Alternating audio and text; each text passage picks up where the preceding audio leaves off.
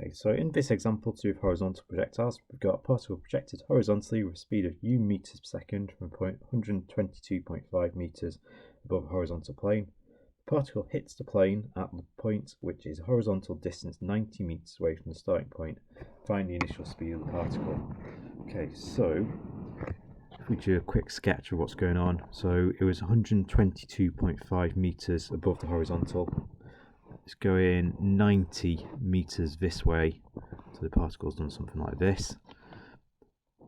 We've got initial speed of u meters per second. We've got an acceleration this way, which is going to be minus 9.8 meters per second squared. So what we want to do is really find the time it takes for the particle to hit the ground, and then from there we're going to be able to work out u. So the first thing we want to do is think about the vertical motion.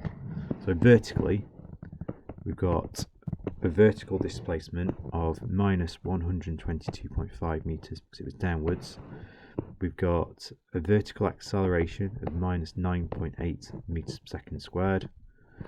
We've got an initial vertical velocity of 0 because it was just projected horizontally, so there's no vertical component there. And from there we want to be able to work out t. Okay, so we can put those into s equals ut at a half a t squared. So that would give us minus 122.5 is equal to half times minus 9.8 t squared. So minus 122.5 is minus 4.9 t squared. And that gives us t squared equals 25. So therefore t is 5 seconds. Then we can use that to find the initial velocity, initial speed of the particle, because that's going to be the same as getting a horizontal component. So the vertical component is 0, so the horizontal component will actually tell us the speed.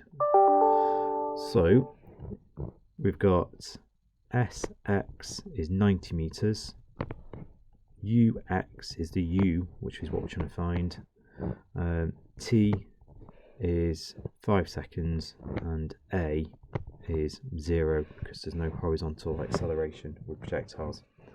And we can substitute into the same equation. So 90 is equal to u times 5 plus 0. So in other words, u is 18 meters per second.